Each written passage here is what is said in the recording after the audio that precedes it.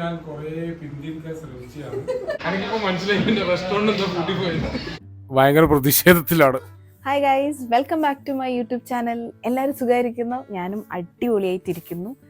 And ഞാൻ വളരെ വളരെ എക്സൈറ്റഡ് ആയിട്ട് ഹാപ്പി ആയിട്ടിരിക്കുന്ന ഒരു മൊമെൻ്റാണിത്. അപ്പം ഞാൻ വെച്ച് ഇപ്പം തന്നെ വീഡിയോ എടുക്കാമെന്ന്. വേറൊന്നുമല്ല, ഞങ്ങളുടെ ഒരു close friend Jobin John William, ഞങ്ങളുടെ ക്ലോസ് ഫ്രണ്ട് 8 വർഷത്തിന് ശേഷം നാട്ടിൽ വരാൻ പോവാണ് US നിന്ന്. അപ്പോൾ ഇവിടെ നിൽക്കുമ്പോൾ ഞാൻ ആക്ച്വലി നിങ്ങളായിരിക്കും ഞാനെന്തോ ഒരു എൻ്റെ വീടെല്ലാം ഈ രീതിയിൽ സെറ്റപ്പാന്നല്ല, ഞങ്ങളിവിടെ ഒരു കൂർഗിൽ ചെറിയൊരു ട്രിപ്പ് വന്നായിരുന്നു. അപ്പോൾ ഇവിടെ നിൽക്കുമ്പോഴായിരുന്നു അവൻ ഞങ്ങൾക്ക് മെസ്സേജ് അയച്ചത്, നാട്ടിലേക്കുള്ള ടിക്കറ്റ് ബുക്ക് ചെയ്തു, ഡേറ്റ് ഒക്കെ പറഞ്ഞിട്ട് ബുക്ക് ചെയ്തു എന്നൊക്കെ പറഞ്ഞു. അപ്പോൾ തന്നെ ഞാൻ ആലോചിച്ചു, വാവ്, അടിപൊളി, ഹാപ്പി ന്യൂസ്.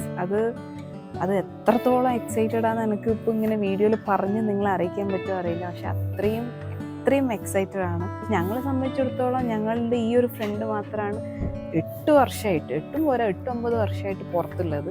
ഞങ്ങളിങ്ങനെ ഓരോ വർഷം ഇവനടുത്ത് ന്യൂ ഇയറിനെ വിളിച്ച് വിഷ് ചെയ്യുമ്പോൾ ഒക്കെ ചോദിക്കും, ഈ വർഷം നാട്ടിൽ വരുമോ എന്നൊക്കെ. അവസാനം ഫൈനലി അങ്ങനെ നാട്ടിൽ വരുവാന്ന് പറയും. അപ്പോൾ ആ ഒരു എക്സൈറ്റ്മെൻറ്റിലാണ് നിൽക്കുന്നത്. അപ്പോൾ അതായിരിക്കും ഈ വീഡിയോ. ഇതുപോലെ ലോങ് ഡിസ്റ്റൻസിലുള്ള ഫ്രണ്ട്സിലുള്ള എല്ലാവർക്കും റിലേറ്റ് ചെയ്യാൻ പറ്റുന്ന കാര്യമായിരിക്കും ഞാൻ വിചാരിക്കുന്നു. And stay tune.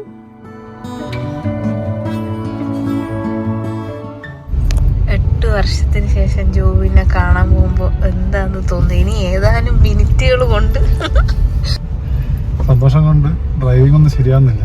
എന്തായാലും വളരെ വളരെ എക്സൈറ്റഡ് ആണ്. ഭയങ്കര നാണെല്ലാം വരുന്നെനിക്ക്. ഈ ഗൾഫിൽ നിന്നെല്ലാം അച്ഛൻ വരുമ്പോൾ ചെറിയ കുട്ടിയൊക്കെ ഒരു നാണം ഉണ്ടാവില്ലേ, എനിക്കൊരു സന്തോഷം അതുപോലെ ഉണ്ട് എനിക്ക് തോന്നുന്നു.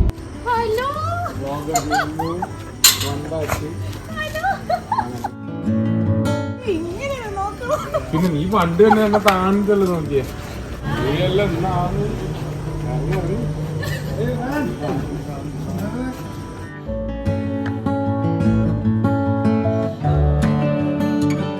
ഇതുണ്ട്. നീ കൊള്ളിയാലോ, അടിപൊളിയാണ്. Hi Andy. ഹായ്.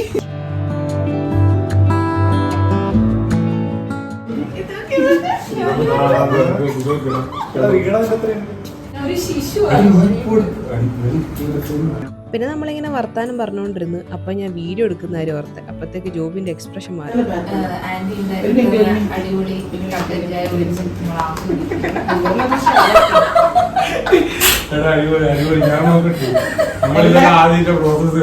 അങ്ങനെ 8 വർഷം അല്ല, പറഞ്ഞു വരുമ്പോ 9 പക്ഷെ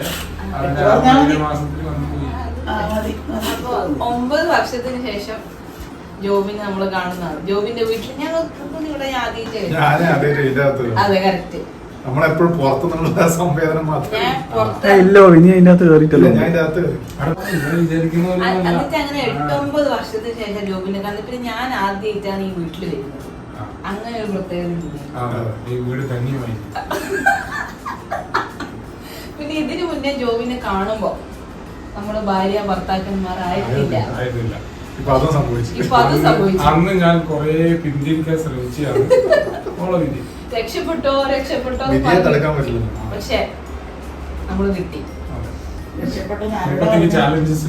അത് അടുത്ത ചോദ്യം. രക്ഷപ്പെട്ടത് ആരോടാ പറഞ്ഞത്? ഇതിലാരോടാന്ന്? നീ എന്റെ കണ്ണടയിലും സ്റ്റൈലിൽ കോപ്പിക്കുന്ന അങ്ങനെ. പിന്നെ കണ്ണൂരിൽ വന്ന് നമ്മളെ യാത്ര കുറച്ച് ബുദ്ധിമുട്ടായി പോയി മൊത്തത്തിൽ. അതിന്റെ തലവേന മാറ്റാൻ വന്നവിടെ നമുക്ക് കട്ടൻ ചായ ആന്റി സ്പോൺസർ ചെയ്തു. ഇതാണ് ജോബിന്റെ ബെഡ്റൂം. ഇതൊരു ആസ്ഥാന തിയേറ്റർ പോലെയാ. പിന്നെ ഈ റൂമിനൊരു സ്പെഷ്യാലിറ്റി ഉണ്ട്, ഞാൻ കുറച്ച് കഴിഞ്ഞിട്ട് പറയാം.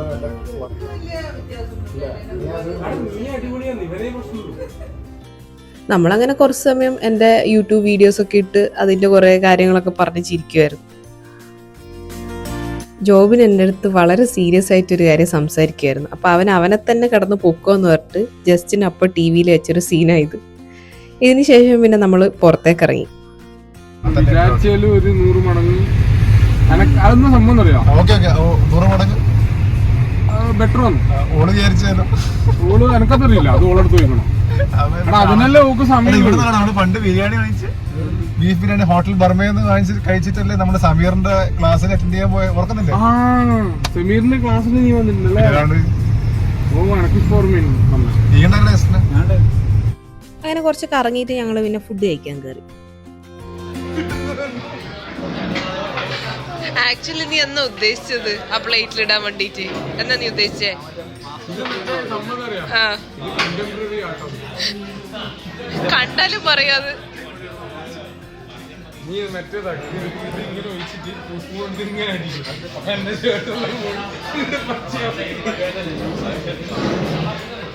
എടാ ജിജിമോൻ, എനിക്കിപ്പോ മനസ്സിലായി റെസ്റ്റോറന്റ് എന്താ കൂട്ടി പോയത്. അങ്ങനെ കുറേ ഫണ്ണിൻ്റെ ഇടയിൽ we took A selfie after 9 long years. ഇതിന് മുന്നേ എടുത്തൊരു ഫോട്ടോ കാണിച്ചു തരാം കേട്ടോ. ഇതായിരുന്നു ലാസ്റ്റ് ഞങ്ങൾ എടുത്തൊരു സെൽഫി.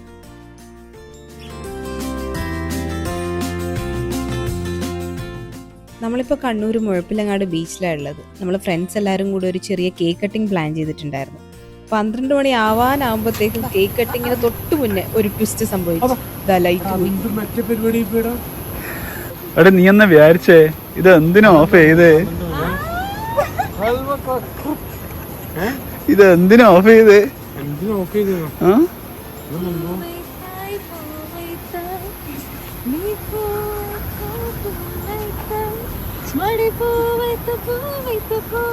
സ്ട്രൈറ്റ് ആയിട്ട് അടി.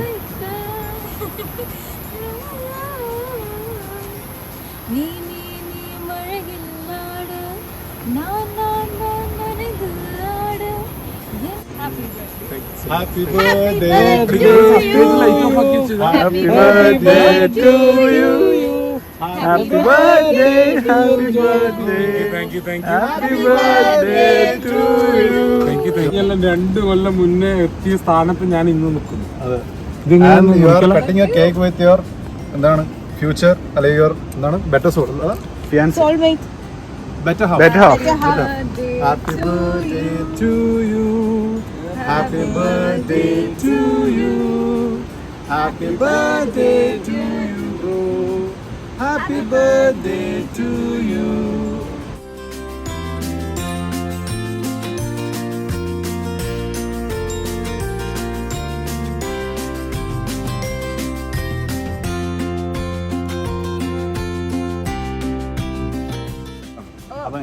ഇല്ല, അത് മൊത്തമായിട്ട്. അതൊന്നും എന്റെ മുഖത്തൊന്നും തേച്ചേക്കല്ലേ. എല്ലാവർക്കും കൊടുക്കാം. പാടാന്ന് പറഞ്ഞാ പിന്നെ തേച്ചിട്ടില്ലേ? ബർത്ത്ഡേ സെലിബ്രേഷൻ ഒക്കെ കഴിഞ്ഞപ്പോഴത്തേക്ക് ക്രിസ്മസ് ഇങ്ങെത്തി. ഇപ്രാവശ്യത്തെ ക്രിസ്മസ് അടിപൊളിയായിരുന്നു. പക്ഷെ ഞങ്ങൾക്ക് ആ സെലിബ്രേഷൻ എത്താൻ പറ്റിയില്ല. പക്ഷെ ആൻറ്റി ഉണ്ടാക്കിയ നല്ല അടിപൊളി വൈൻ ടേസ്റ്റ് ചെയ്യാൻ പറ്റി. And here comes Jobin's special day. Hi മണവാളൻ. ഹായ്. ആ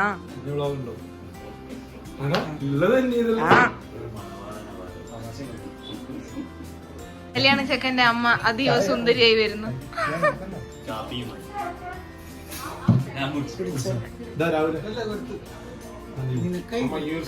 thank you so much. Engagement plan ബിയുമായി ജോബിൻ അടുത്ത ഡ്രസ്സിലേക്ക്. ഈ ഒരു അവസരത്തിൽ രാഹുൽ എന്താണ് പറയാനുള്ളത്? ഏറെ കാത്തിരുന്ന ഒരു നിമിഷം. ഭയങ്കര എക്സൈറ്റഡ് ആയിട്ടായിരുന്നു. ഇരുന്നിട്ട് പറഞ്ഞാലും മതി. ജോബിനോട് ചോദിക്കുന്ന പോലെ തന്നെ ടെൻഷൻ ഉണ്ടോ? ടെൻഷനുണ്ട്, ഭയങ്കര ടെൻഷനുണ്ട്. ജോബിനെ ആലോചിച്ചിട്ട് എന്തിന്? സമയത്തിന് എത്തുമെന്ന് അറിയില്ല. അതാണ്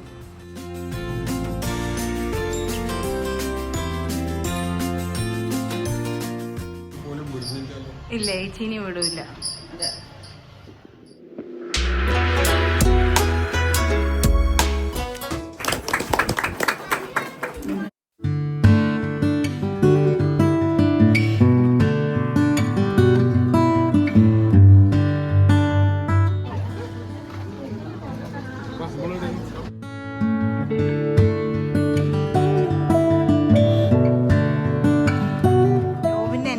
ബിരിയാണി അതൊരു സ്പെഷ്യലാണ്.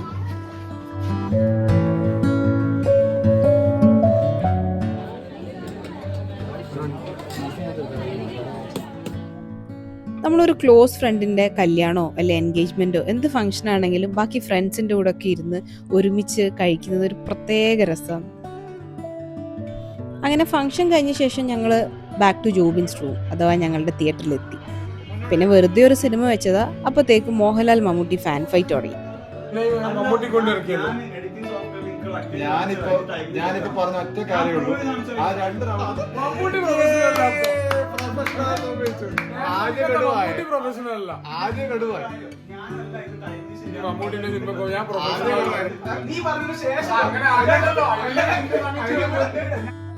ഗൈസ്, ഞാൻ ഈ സീരിയസ് ആയി നോക്കിക്കൊണ്ടിരിക്കുന്നത് ഇന്നത്തെ സ്വർണത്തിന്റെ വില എത്രയാന്നല്ല, അതിലും ടെൻഷനുള്ള കാര്യം ഇന്ത്യന്റെ T20 വേൾഡ് കപ്പ്.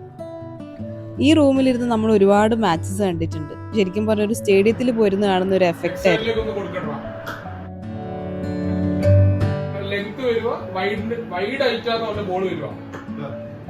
സത്യം പറഞ്ഞാൽ ഞങ്ങൾ എല്ലാവരും ഒരുമിച്ച് ഏറ്റവും കൂടുതൽ ടൈം സ്പെൻഡ് ചെയ്ത് ഈ റൂമിലാണ്. കുറച്ച് ദിവസം കഴിഞ്ഞപ്പോൾ ഞങ്ങൾക്കിടയിൽ പുതിയ മെമ്പർ വന്നു, ജസ്റ്റിൻ്റെ വൈഫ് ഡിഫി. ആള് കൂടുന്തോറും ഈ റൂമിൽ അവരും ഉണ്ടാവും. പിന്നെ ഞങ്ങൾ എല്ലാവരും ഒരുമിച്ചായിരിക്കും ടൈം സ്പെൻഡ് ചെയ്യുന്നുണ്ടാവുക.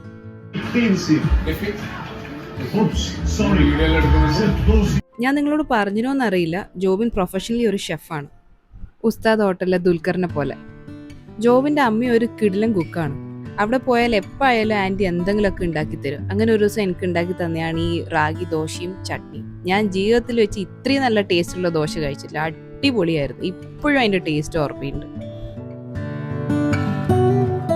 നെക്സ്റ്റ് വീക്ക് പിന്നെ ആൻറ്റീൻ്റെ ബർത്ത്ഡേ ആയി. ഇത്രയും കാലം ജോബിന് ഇല്ലാത്തതുകൊണ്ട് പ്രത്യേകിച്ച് പരിപാടികളൊന്നും ഉണ്ടായിട്ടില്ല. ഇപ്രാവശ്യം ഞങ്ങൾ എല്ലാവരും കൂടെ ചെറിയൊരു പരിപാടിയൊക്കെ സെറ്റ് ചെയ്തു.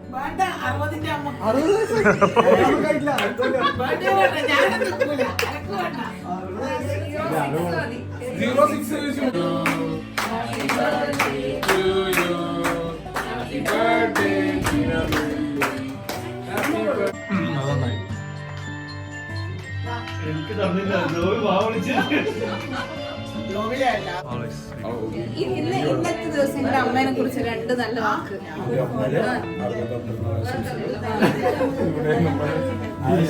നീ എന്താണ് ജയനല്ലേ പറയുന്നത്?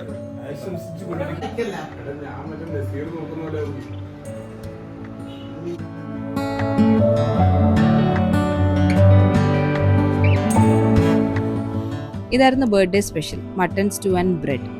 ഇതിൻ്റെ ടേസ്റ്റ് റിവ്യൂ ഒന്നും ഞാൻ പറയുന്നില്ല, അത് നിങ്ങൾക്ക് ഈ വീഡിയോ കാണുമ്പോൾ തന്നെ മനസ്സിലാവും. കാര്യം വീഡിയോ എടുക്കാന്ന് പറഞ്ഞിട്ട് പോലും ആരും അതൊന്നും മൈൻഡ് ചെയ്യുന്നില്ല. എല്ലാവരും എൻജോയ് ചെയ്ത് കഴിച്ചുകൊണ്ടിരിക്കുക. അത്രയും അടിപൊളിയായിരുന്നു. അങ്ങനെ മാച്ചുകൾ പലതും കണ്ട് കാത്ത് T20 ഫൈനലെത്തി. അതും ഞങ്ങൾ കണ്ടത് ജോബിൻ്റെ ഈ റൂമിൽ തന്നെയാണ്. അത് ഇവിടുന്ന് കാണുമ്പോൾ അതിൻ്റെ ഒരു മൊത്തത്തിലുള്ള ഫീലിംഗ് കിട്ടുന്നുള്ളൂ. 12 ഗോളിൽ 12 എടുക്കുകയും വേണം. ഞാൻ പിന്നെ എന്റെ പണ്ടത്തെ ഫോമിലാണെങ്കിൽ ഗൈസ്, അപ്പൊ നമ്മള് ഇന്ത്യന്റെ 2020 വേൾഡ് കപ്പ് ഫൈനൽ മാച്ച് നമ്മളിത് ഇവിടെ ജോബിന്റെ റൂമിൽ ഇരുന്ന് ഇങ്ങനെ കണ്ടോണ്ടിരിക്കുന്നു. ഇന്ത്യന്റെ ബാറ്റിംഗ് കഴിഞ്ഞു. എന്താണ് ഇനി കളി എങ്ങനെ പോകുന്നുള്ളത് ഇനി ജോബിന്റെ അനാലിസിസിലേക്ക് കടക്കുവാണ്. ആർക്കും വേണമെങ്കിൽ പറയാം.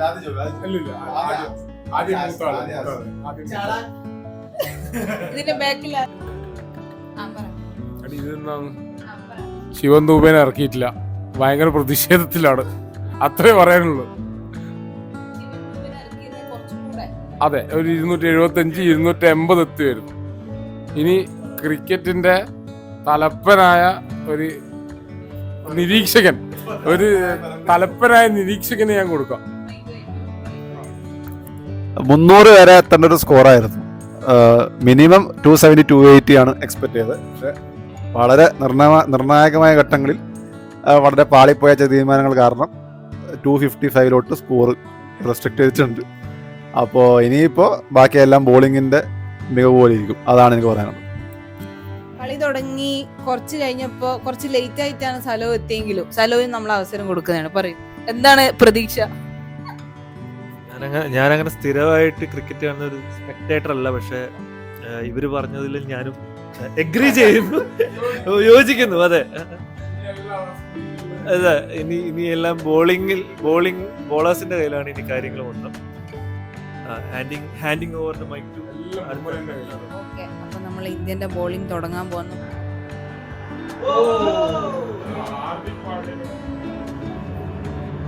അപ്പൊ Sanju player of the tournament. അങ്ങനെ മാച്ച് അടിപൊളിയായിട്ട് ഇന്ത്യ ജയിച്ച് എല്ലാവരും ഹാപ്പി. ഇനി ഹാപ്പി അല്ലാത്തൊരു കാര്യം എന്താണെന്ന് വെച്ചാൽ നാളെ കഴിഞ്ഞ് ജോബിൻ തിരിച്ച് US-ലേക്ക് പോവാണ്.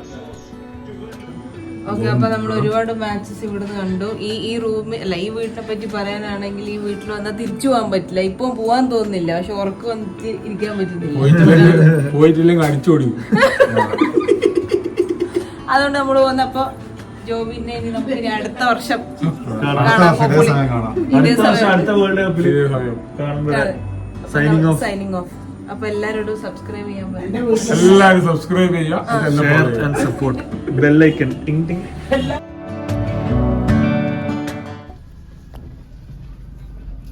Okay bye.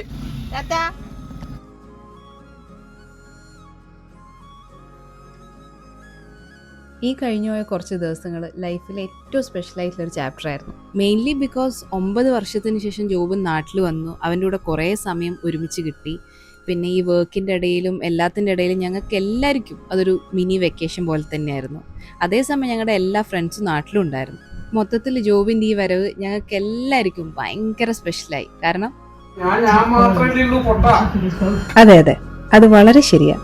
And we miss you so much.